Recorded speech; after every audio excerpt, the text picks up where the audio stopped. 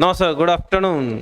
हम लोग अभी तक इंडियन कॉन्ट्रैक्ट एक्ट 1872 का फर्स्ट पार्ट किए, थोड़ा सा यूनिट 1 का क्या क्या किए सर। पहले एक brief recap. It applies to entire India including the state of Jammu and Kashmir. Number 2, sir ji, it was passed by the British government in the Indian Parliament before independence. It came into effect from 1st September 1872.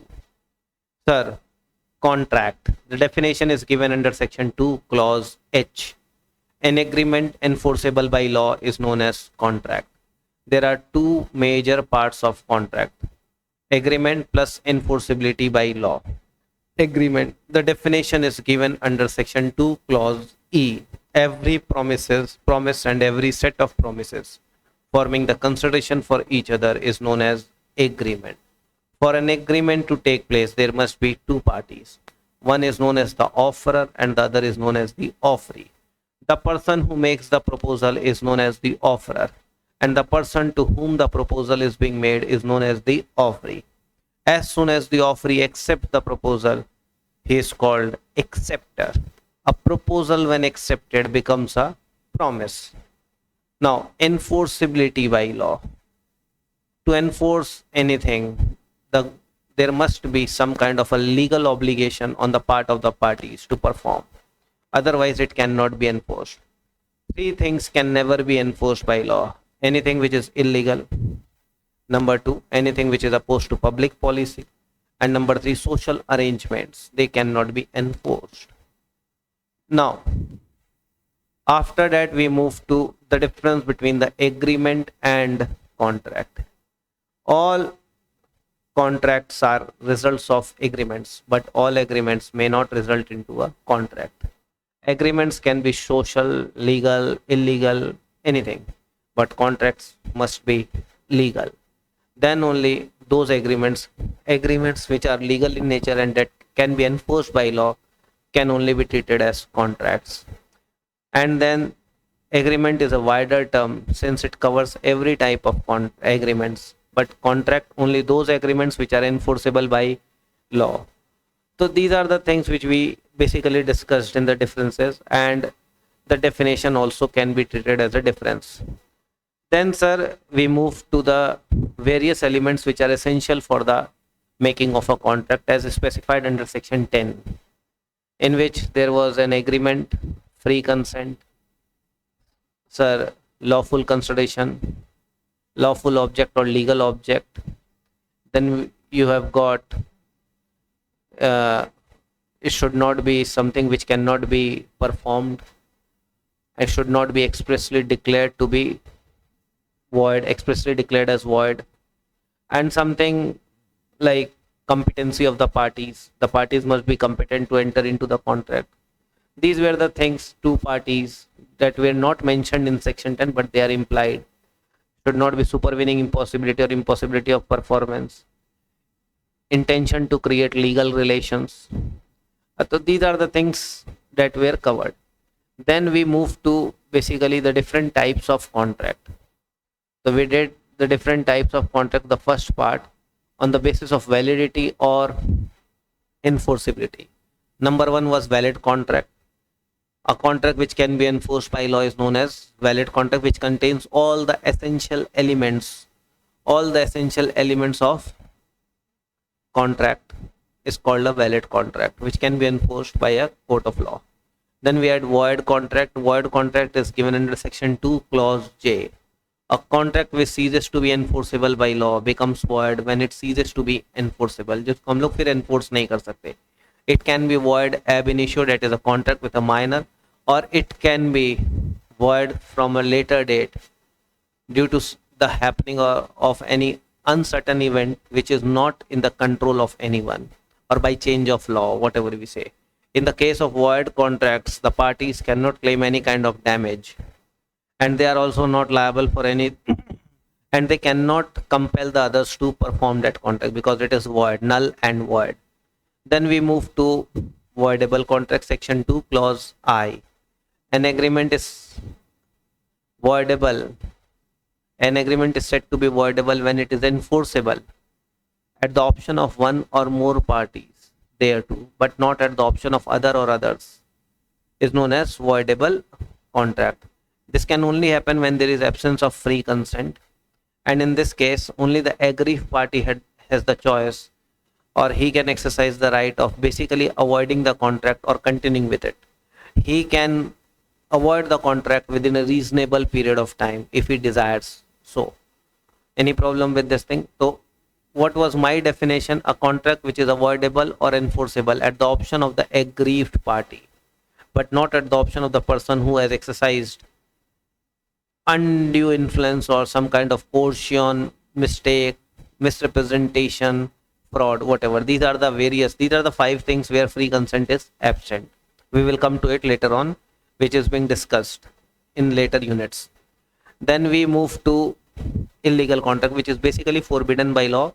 Even that agreement as well as the collateral agreements all are void, which does not happen in case of void contracts. So basically all illegal agreements are void, but all void agreements may not be illegal, are not necessarily illegal. In case of illegal agreement, the parties are punishable under the law. That also we did. So these are the things which we need to understand. We did, and then we had that unenforceable contract, which cannot be enforced due to some kind of a technical defect, that is the absence of writing or time barred thing, which is barred by limitation basically. So these are the contracts which are unenforceable.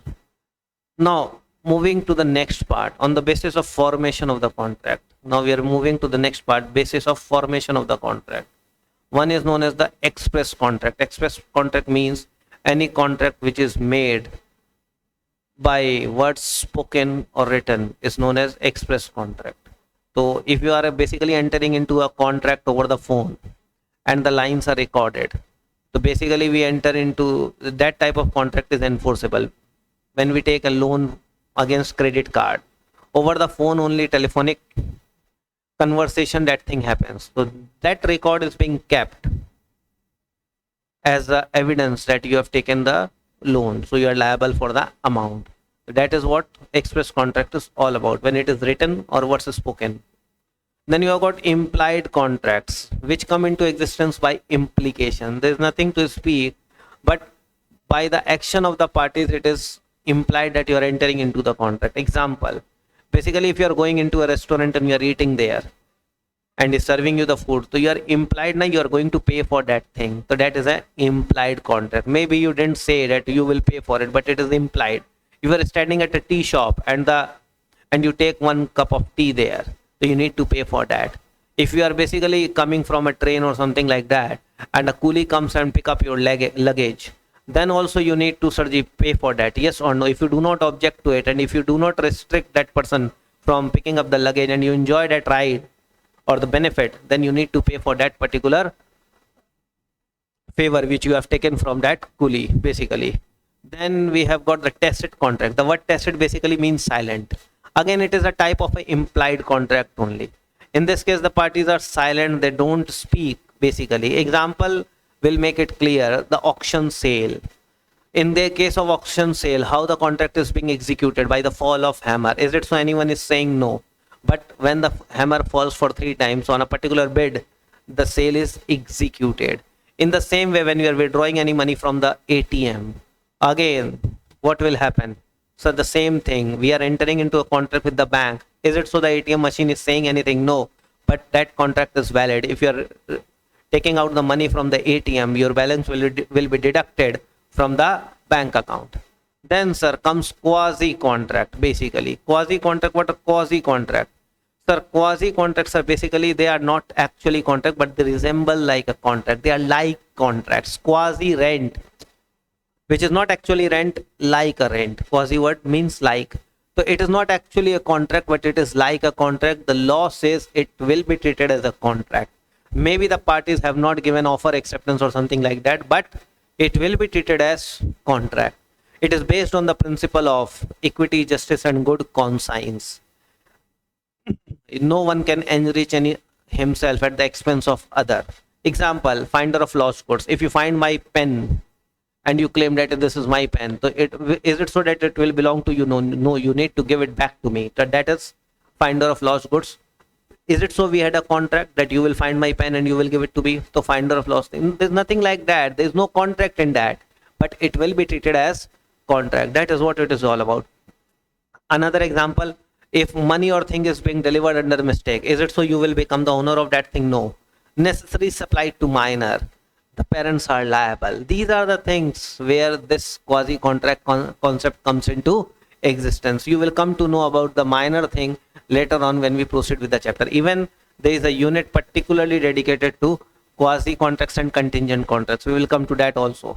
Then comes e-contracts, e-commerce, electronic contracts, which we are doing from Amazon or something like that. Electronic platform is there and we purchase and sell things over there. So that type of contract is covered under e-commerce contract or e-contracts. Any problem with this thing? Then on the basis of performance of the contract, performance, sir, first we did the validity, then formation. Now this the last part on the basis of performance of the contract. Performance, there are two parties. One is the offerer and the other is the offeree. And when the parties come into contract, one is known as the promisor and the other is known as the promisee. The offerer is the promisor and the offeree is the promisee. So executed on the basis of performance, basically when we say executed contract, it means both the parties have performed their obligation or their part. That is known as executed contract. Example, sir, you are taking classes from me. You have paid for the classes. I have given you the classes. So it becomes a executed contract. Any problem with this thing? Next, if you are buying something in cash, you pay for that thing and you are getting the particular commodity in return. It becomes a executed contract. Even the seller has performed this part and the buyer has also performed this part. That is known as executed contract. Then comes executory contract. That the contracts which will be performed in future. That is known as executory contract. It can be both ways. Either both the parties have not performed their part or one of the parties have not performed their part. In both these cases, they will be treated as executory contract. Now, in the executory contract, there are two parts. One is known as the unilateral contract and the other is known as the bilateral contract. Unilateral contracts are those contracts in which one party has basically performed this part and other party has not performed this part. That is unilateral. You have paid the fees to me, but I have not teased.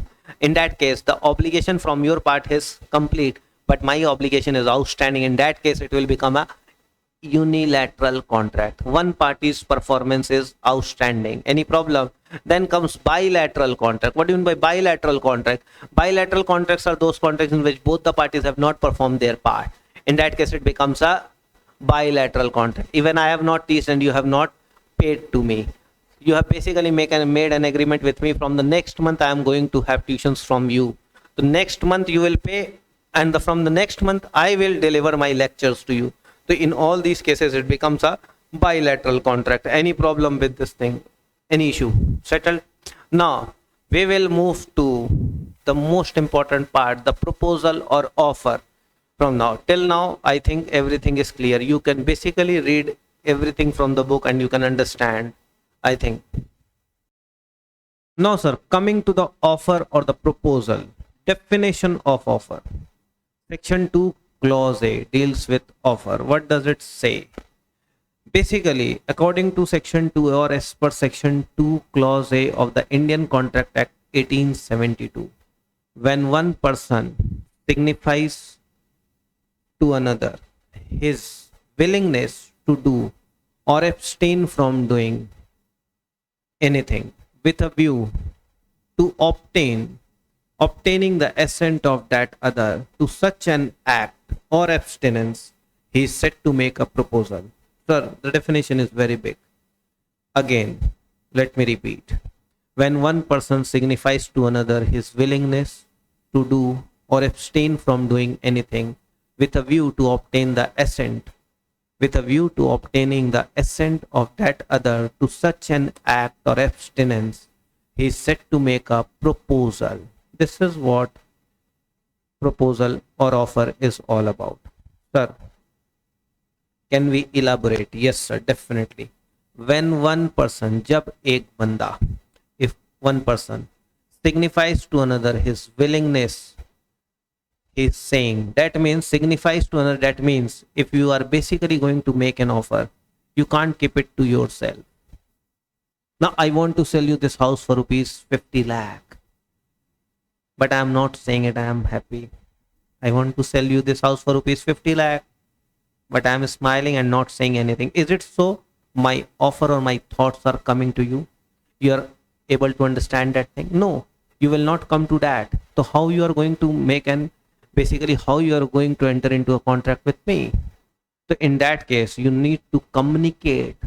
So that is what they want to say. When one person signifies to another, when he communicates that he wants to enter into a contract with the other person for something or anything, whatever, to do or abstain from doing. To do or abstain, basically it can be a positive act or it can be a negative act. Abstinence is negative. Sir, to do a positive thing. Sir, I want to do a business with you. I want to sell you this house for rupees 50 lakh. This is positive. To do. Abstinence, I am telling you that you should not appear for this particular competition or drawing competition or dance competition. I will pay you 5 lakhs. In that case, I'm basically offering you for abstinence, negative act.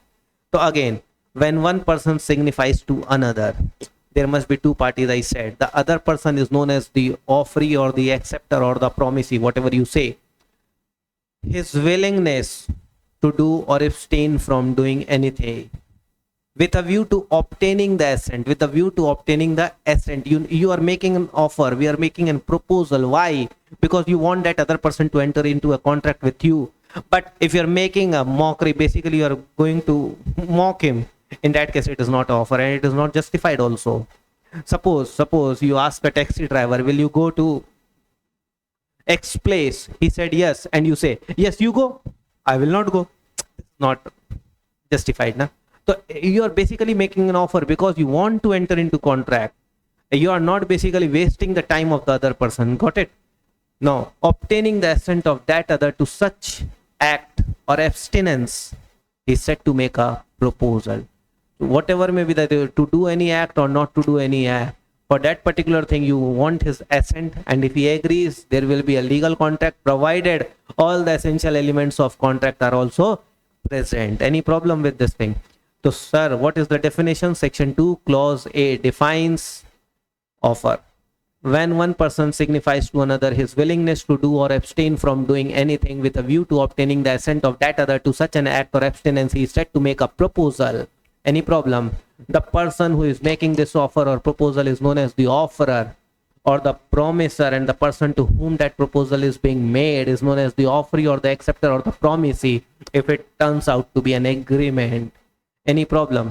Now, essentials of a valid proposal as per the institute. The person making the proposal or offer is called the promiser or the offerer. Yes, sir. He is known as the promiser or offerer. We have already discussed. For a valid offer, the party making it must express his willingness to do or not to do something. For a valid offer, if why you want to enter into contract, either you want to do something with that particular other person or you basically want him to not to do something. So for that you are going to pay something to him. That should be a lawful thing and lawful object and a lawful consideration in return.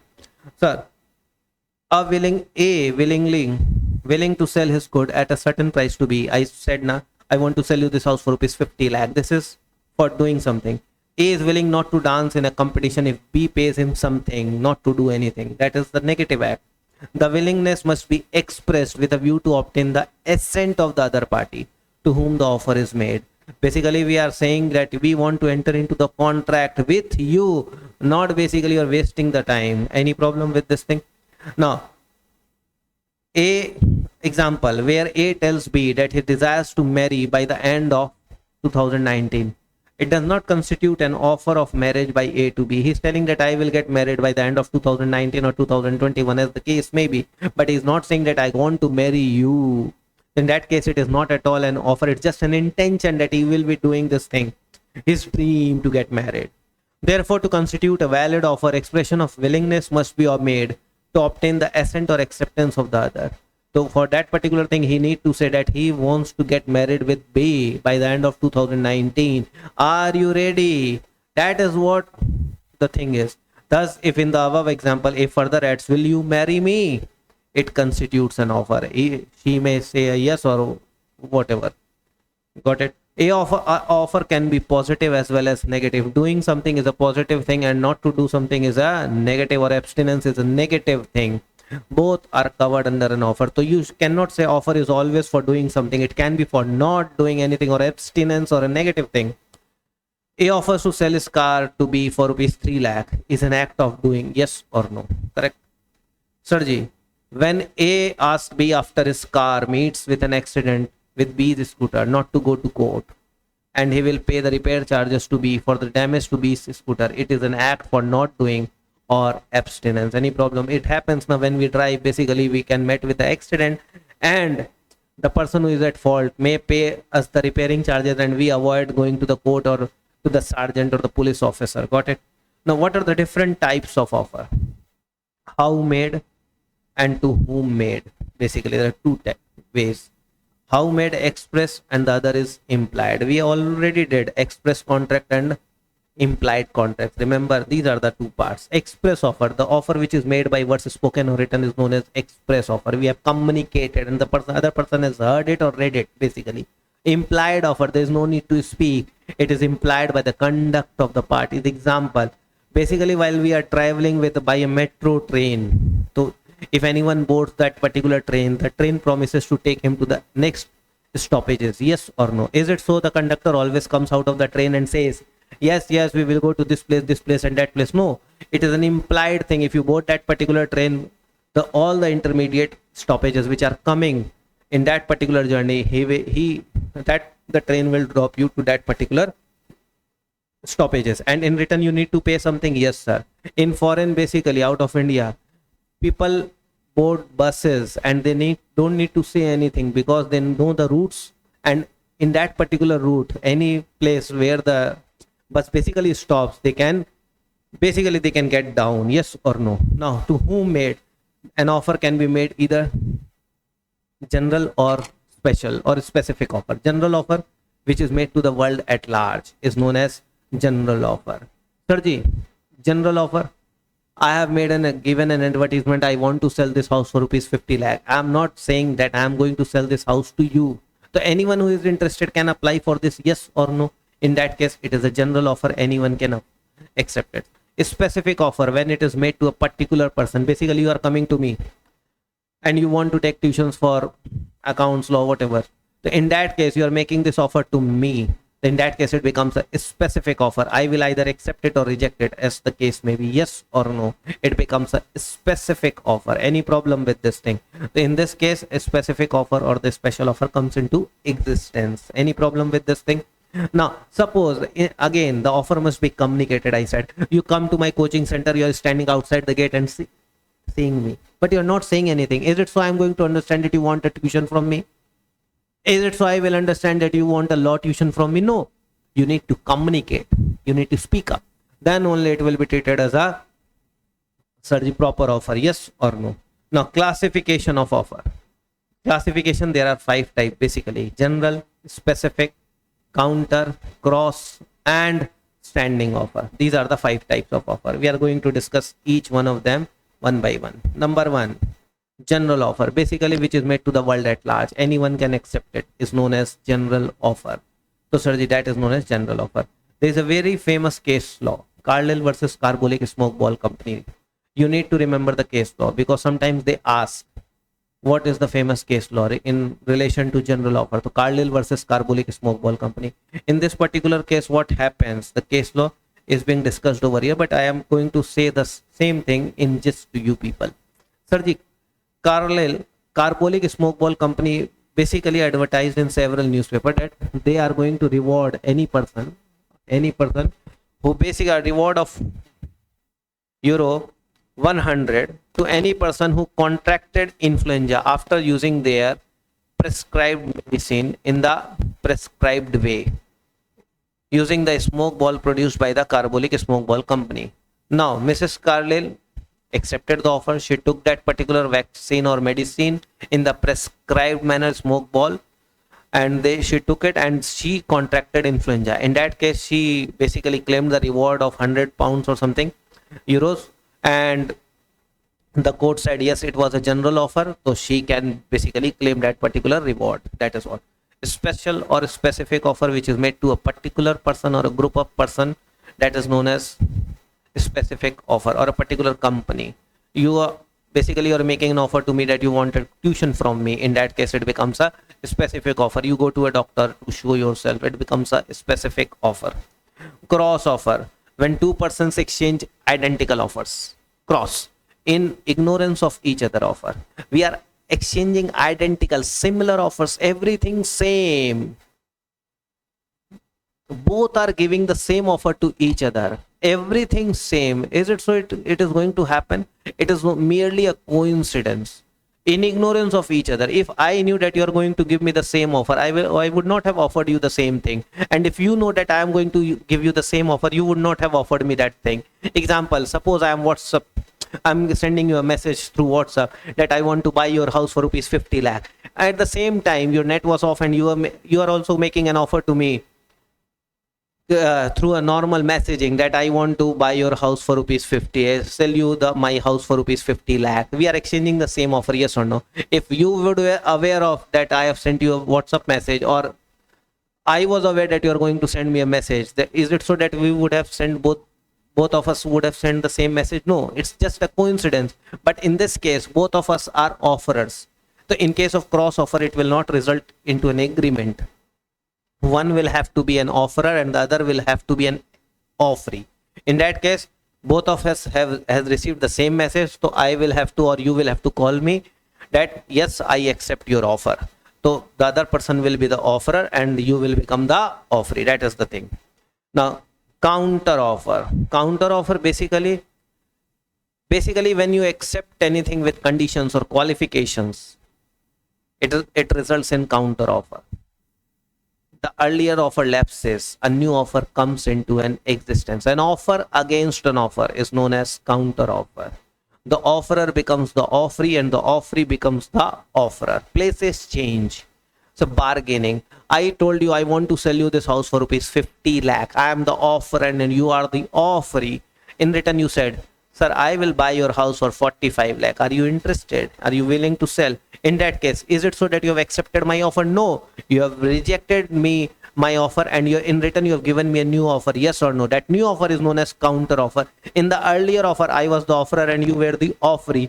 In the new offer, which you have given me 45 lakh, you become the offerer and I become the offeree. That is known as counter offer. Got it? Now, standing or continuing or open offer. An offer which is standing in the market or open in the market, or which remains open in the market for a particular fixed period of time, and in that particular period of time it can be accepted any number of times, is known as standing open or continuing offer. Tender. Suppose you are into a contract with me that I am going to supply you raw materials for the coming 3 months. It becomes a standing open or continuing offer. For 3 months this will be. So if you place one order, 2 order, 3 order within that particular period, for every order I need to supply you the materials, yes or no? So it becomes a standing open or continuing offer. These are the various types of offer. Any problem with this thing? Now check. First clear yourself with these things, then we will move to the very essentials of a valid offer. Now sir, essentials of a valid offer. What are the essential elements of a valid offer? Till now what we have discussed, that will only be elaborated. Basically some new points you may encounter. Number 1, it must be capable of creating legal relations. Yes or no? An agreement enforceable by law is known as contract. The offer must be capable of creating some kind of a legal relation. That means the party must be legally bound to perform their part. And if they are not legally bound, it cannot never be treated as a valid offer. Basically, that is what. Now, if they do not perform, there will be legal consequences. That is what they want to say. It must be certain, definite, and should not be vague. Vague means that is something which is absurd or impossible to perform. You told me, sir, you teach me, I will give you stars. I will bring stars for you. Is it possible you can bring stars to me? No. In that case, it becomes a vague offer. It is not a valid offer. No, it must be certain and definite. The terms of the offer must be certain and definite. It should not contain anything which is basically which creates confusion or ambiguity in the mind of the other person. Example, I gave you an example earlier in the earlier class that I will sell you 100 tons of oil, and I deal in 10 types of oil. Is it so I am telling you which type of oil I am going to sell to you? No, I am not telling that thing. I am not disclosing that thing. In that case, it is not a certain or definite offer. In that case, it will be treated as not treated as a valid offer. It will not be treated as a valid offer. Suppose, but if I deal only one type of oil, and now in this case I say you, I will sell you 100 tons of oil. So I am going to sell the oil which I'm selling. Basically, I'm having, so I'm selling only one type of oil. So that becomes a valid offer because I only have one type of oil. In that case, it becomes a valid offer. Got it? That is what. Now it must be communicated to the offeree. Yes, you need to communicate it to the offeree. Otherwise, the other person will not be able to understand what you want to say. In that case, it must be communicated until unless it becomes an implied offer. Otherwise, every time you need to communicate to the offeree so that he is in a position to judge whether he wants to accept or not. Next. Now, Lakshman Shukla versus Gauri Dutt. Now see the case. G, that is the Gauri Dutt, sent his servant Lakshman L to trace his missing nephew. He then announced that anybody who traced his nephew would be entitled to a certain reward. L traced the boy in ignorance of this announcement. Now, he was not aware. Now, in that case, since he was not aware, can he claim the reward afterwards? No, he cannot. To claim the reward, there must be an agreement. For an agreement, there must be two parties, offer and acceptance. Two things must be there. Now, he is not aware of the offer. So, how is going to make this particular handshake? No, it is not possible. So, there is no offer plus acceptance thing. In that case, Gauri Dutt can pay him if he wants it. Otherwise, he is not legally bound for that thing. Next, it must be made with a view to obtaining the assent of the other parties. You must be saying anyone because you want to enter into a contract. But that is why you are communicating it to him, but and not for wasting his time. So it may be conditional. Offers are conditional. Yes, sir, it is conditional. They are basically all offers are conditional. Basically, we say this thing, sir. There can be a case where I will say that I want to sell you this house for rupees 45 lakh, provided you pay the entire amount in cash. Condition. Sir, we go to the shops. You see 20% off when you buy one, 30% two when you buy two, 40% when you buy three. Again, you get an offer on Amazon. You will get 10% off on Citibank credit card, provided you make a minimum purchase of 5,000 or 3,000, whatever. So these are what conditions attached to the offer. So you need to understand that. Offer should not contain a term, the non-compliance of which would amount to acceptance. An offer should not contain a term or condition. The non-compliance, basically, if you are not doing that thing, it will automatically lead to acceptance. Is it possible? No, sir. Sir, you get a message on your phone that to set this song as your caller tune, Munni Badnaam Hui, Darling Tere Liye, you need to press 1 2 3 4 hash 5 6 7, something like that. Charges rupees 30 per month. And if you do not press the dial this thing, we will assume in 15 minutes we will assume that you accepted that. And for 15 minutes you were not with your phone. In that case, they will assume that it is accepted, and they are going to put this caller tune or ringtone on your phone, caller tune, and they charge you rupees 30. Is it legal? Is it basically, is it good? No, it is not. So it is not acceptable. So in that case, it should not contain a term or condition, the non-compliance of which would amount to acceptance. Next. So that was not fair. So in that case, that will not be a valid condition. The offer may be either specific or general. It can be made to a particular person or to the world at large. An offer may be expressed or implied by words spoken or written, or implied by the conduct of the parties. Offer is distinct or different from a mere statement of intention. An invitation to offer, a mere communication of information, casual equity, a prospectus, and advertisement. These are the things which are covered in 9. I want to first cover one more point. Mere statement of price is not an offer. A statement of price is not an offer. Suppose you are seeing this pen. You ask me, sir, how much it cost? I told you 8,000, and you give me 8,000 and take this pen. Is it so I'm selling that? No. A statement of price, a mere statement of price is not an offer. Is it not so that I am basically making offer to you that I wish to sell this to you? If I purchased a new house, and one person comes and asks me, what is the cost of this particular? I say 1 crore, and he just give me 1 crore and tells that now this is my house. Is it possible? No, sir. I am not basically selling it. I am just making a statement of price. There is no intention of making any kind of offer. The statement of price is not an offer. Got it? Now coming to these parts, a statement of intention and announcement. Sir, statement of intention and announcement. Intention, sir, basically you wish to do something. I wish if I could have 15 lakhs, I would have bought this car, X car. Now, is it so? I want to buy a car. No, it's a wish basically. I'm not making an offer that I want to buy a car. It's my basically a wish, nothing else. An intention.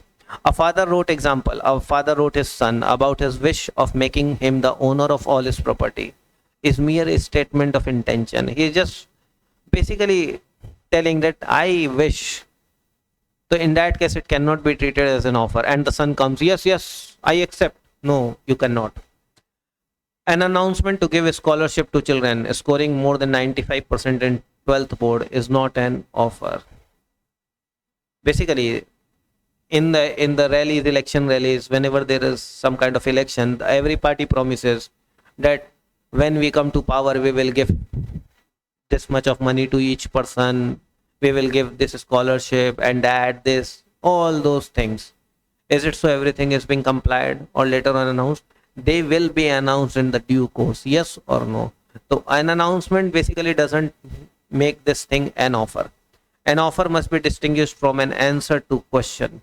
Basically, if you ask me how much does it cost, I tell you rupees 10 and you pay me 10 when and you take it. No, it is not so. It's not so. In the same way, there was a case, Harvey versus Facey. You're seeing this? Now, in this case, see this. In this case, Privy Council explained the distinction between an offer and invitation to offer. In the given case, the plaintiff, through a telegram, asked the defendant two questions. They asked two questions through a telegram. Will you sell us bumper hall pen? And what is the telegraph lowest cash price? They inquired two things. Whether you will sell us this thing, and the other is lowest cash price. The defendants replied through telegram that the lowest price of bumper hall pen is euro pound 900. In that case, is it so they are selling it? No, they have just answered this question. So the plaintiff sent another telegram stating we agree to buy the bumper hall pen at pound 900. Is it so the defendants are basically liable to deliver the pen? No. So however, the defendants refused to sell the property at the price because they were never under this obligation to selling the pen. They just answered the question that what is the minimum price of this pen. So this was being decided in this particular case law. A statement of price is not an offer. I have told it many times right now. An invitation to make an offer or to business. Again, an invitation to make an offer. Basically, auction sales. There is an advertisement in the market that we are going to auction these goods on this particular date. Now, it's just an advertisement. The goods will be auctioned by the auctioneer. And if that auction doesn't take place, you cannot hold the auctioneer liable. You cannot. Because it was just an invitation to offer. The people who are going to bid for it, the all expected bidders will turn up. And they may basically they will bid for the goods, and if that particular thing is accepted, then only it can be treated as a sale. So it is not an offer. And if I make you an offer that this Diwali we are going to put a stall for all the crackers, are you interested? Basically we are discussing only. This is basically a prospect, and if we at all, then only in future we will come up with all the proposal and how we are going to enter into that particular kind of business. Now, agreement is not a price. We have discussed already. Now, there is a difference between offer and invitation to offer. In case of offer, the person wants to enter into the contract. He has basically provided his intention that he wants to enter into the contract. The other party can only give his acceptance or rejection, yes or no.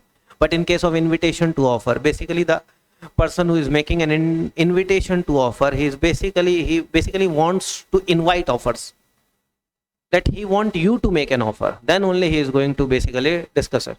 Example, an invitation by a company to the public to subscribe for its shares. Subscription, IPO, initial public offer. A public company issues share by basically publishing it in the newspaper and prospectus, all those things, the terms and conditions are listed there. In that case, the shareholders apply for the share. Is it so all the shareholders get their shares? No. You apply, we will decide. You are making an offer to the company in that case that you want a share in your company. The company through the prospectus invited the applications, yes or no. So they have invited the offers. They have made you or compelled you to make an offer, yes or no. This is an invitation to offer. The company, if all the things are proper, they will accept. A college every time gives an announcement every after the class 12 exams and results. They make an publication on the website, on the newspaper, and everywhere if they can advertise that admissions open for BCom. In that case, admission open for BCom, it's an announcement, an invitation to offer. The interested candidates can apply. You purchase the form and apply. Is it so? If that was an offer, as soon as you purchase the form and apply, that would resulted in acceptance. Then all the candidates must be taken by the respective colleges, yes or no? No, it doesn't happen like this. In that case, it was just an invitation to offer. You people are making an offer to the college that we want to get admission in your college. Now the college shortlist people on the basis of the given parameters or the criteria that who basically fulfills that, we are going to accept those candidates only. So that is how the invitation to offer work. Display of goods for sale in the shop windows. They are displaying goods. Now in that case, if you want to buy, you go and inside and inquire, sir, I want to buy this goods. Then they say, yes, we are selling. That is what restaurants. You go to a restaurant. Invitation to offer. They are inviting people to come and have dinner. Now in that case, you go there and you ask for, can you sell me, provide me with paneer tikka? And they say it's not available. Is it so you can sue them for that? No. It was just an invitation to offer. Now you make an offer. If you want paneer tikka, if they have, they will accept. Yes, sir. Note it down. They will provide you. In that case, they are under an obligation to provide proper paneer tikkas. Yes or no? It must be wholesomeness. Basically, eatables. Advertising, auction sales. We have already discussed. Quotation of prices sent in reply to a query regarding prices. If you ask me what will be the price of these courses, I'm just basically replying to that particular mail or inquiry or SMS, whatever. Yes or no? In that case, is it so I'm making an offer? Basically, you are making an offer. You are just inviting key. What are the prices? So I'm just sending you the. So it's just information which you wanted. I'm disclosing that. Nothing else. Now, basis offer, invitation to offer. They have given sequence. Offer cannot be an act precedent to invitation to offer. It's already offer. So there is nothing. But invitation offer is an act precedent to offer. Basically, the offer will come after that. Yes or no? Intention of the parties. If a person who makes the statement in case of offer, basically he wants to get bind as soon as the person accepts it. Yes or no? In case of intention, basically he wants to negotiate. Yes or no? So these are the various differences between offer and invitation to offer. Sir, till now we have covered offer and the other basic elements which were given in this particular unit and the different types of contracts. Any problem with this thing? In the next class, we will discuss with the acceptance and other parts. Till then, thank you. Have a good day and take care, sir.